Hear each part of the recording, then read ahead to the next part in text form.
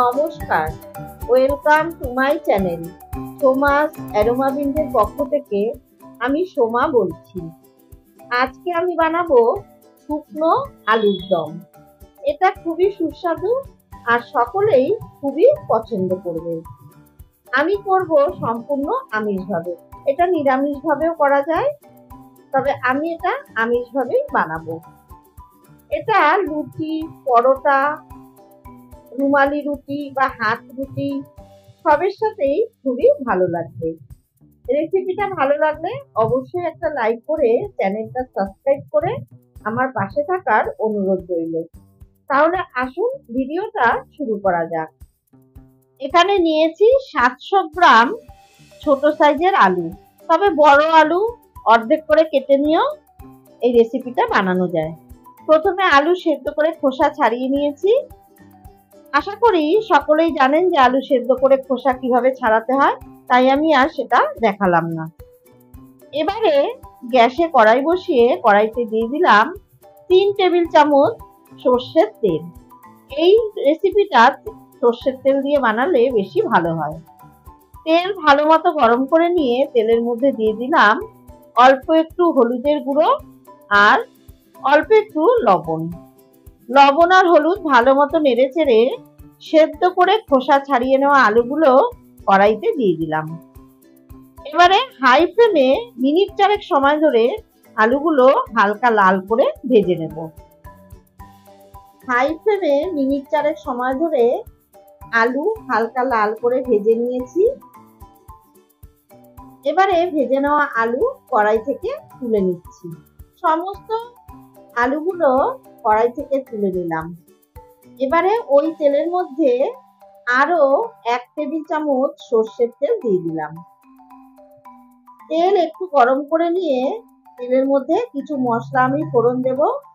এখানে আছে হাফ চা চামচ সাদা জিরে, 2 তেজপাতা, 2 শুকনো লঙ্কা, সামান্য একটু দারচিনি, 4 থেকে 5টা লবঙ্গ, 3টে ফাটিয়ে নেওয়া এলাচ আর হাফ চা চামচ গোলমরিচ। সমস্ত মশলা তেলের মধ্যে দিয়ে দিলাম।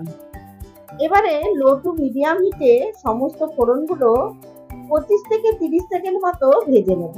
ফোড়ন থেকে যখন সুন্দর একটা গন্ধ বেরোবে তখনই দিয়ে দিচ্ছি 3টে মাঝারি সাইজের ঝিরি করে কেটে নেওয়া পেঁয়াজ। এই রান্নাটায় পেঁয়াজের পরিমাণটা একটু বেশি দিতে হবে। মিডিয়াম ফ্লেমে পেঁয়াজটা বেশ লাল করে ভেজে নিতে হবে। 4-5 মিনিট ধরে মিডিয়াম ফ্লেমে পেঁয়াজ ভেজে নিয়েছি। এবারে দিয়ে দিচ্ছি 1 চা চামচ আদা বাটা আর 1 চা চামচ রসুন বাটা। আদা রসুন মিনিট 2 সময় ধরে পেঁয়াজের সাথে ভালো করে ভেজে নেব, তাতে আদা আর রসুনের যে কাঁচা গন্ধটা সেটা চলে যাবে। আদা আর রসুন পেঁয়াজের সাথে 2 মিনিট মতো ভেজে নিয়েছি। এবারে সমস্ত শুকনো মশলাগুলো দিয়ে দেব। দিয়ে দিচ্ছি হাফ চা চামচ হলুদের গুঁড়ো, হাফ চা চামচ লঙ্কার গুঁড়ো, 1 চা চামচ ধনের গুঁড়ো, 1 চা চামচ জিরের গুঁড়ো, হাফ চা চামচ কাশ্মীরি লঙ্কার গুঁড়ো আর দিলাম অল্প একটু জল। এবারে সমস্ত মশলাগুলো ভালো মতো কষিয়ে নেব। মিনিট 3-4 সময় ধরে মিডিয়াম ফ্লেমে মশলা ভালো মতো কষিয়ে নিয়েছি। এবারে দিয়ে দিলাম 2 বড় সাইজের টমেটো কুচি আর দিলাম স্বাদ মতো লবণ আর স্বাদ মতো চিনি। লবণ আর চিনি দিয়ে টমেটো মশলার সাথে একটু ভেজে নিয়ে দিয়ে দিলাম ভেজে রাখা আলু। আলু দিয়ে ভালো মতো কষিয়ে নিয়ে দিয়ে দিলাম 4টে চেরা কাঁচা লঙ্কা। এই রান্নায় আমি কোনো রকম জল ব্যবহার করব না। টমেটো গলে গিয়ে বেশ একটা গ্রেভি মতো হয়ে যাবে। এবারে ঢাকা দিয়ে একদম লো ফ্লেমে মিনিট 5 রেখে দেব, তাতে টমেটোটা সুন্দর গলে যাবে।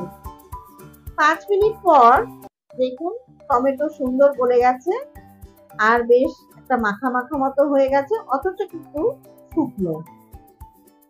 এবারে সবশেষে দিয়ে দিলাম হাফ চা চামচ গরম মশলার গুঁড়ো আর 1 চা চামচ ঘি। ঘি আর গরম মশলা ভালো মতো মিশিয়ে নিয়ে গ্যাসের ফ্লেম অফ করে ঢাকা দিয়ে 5 মিনিট স্ট্যান্ডিং টাইমে রেখে দেব। তৈরি হয়ে গেল শুকনো আলুর দম। এবারে গরম গরম লুচি অথবা যে কোনো ধরনের পরোটা বা রুটির সাথে পরিবেশন করে দিন। রেসিপিটা ভালো লাগলে অবশ্যই যে কোনো স্পেশাল দিনে আপনারা এরকম শুকনো আলুর দম খুব সহজেই বাড়িতে বানিয়ে ফেলুন। আমার রেসিপিগুলো যদি ভালো লেগে থাকে তাহলে অবশ্যই আমার চ্যানেলটা সাবস্ক্রাইব করবেন, পাশে থাকা বেলটাতে প্রেস করে অল নোটিফিকেশন অন করে রাখবেন। তাহলেই এরকম নিত্য নতুন রেসিপির আপডেট খুব তাড়াতাড়ি আপনাদের কাছে পৌঁছে যাবে। অবশ্যই লাইক করবেন, কমেন্টস করবেন আর বন্ধুদের সাথে প্রচুর শেয়ার করবেন। ধন্যবাদ।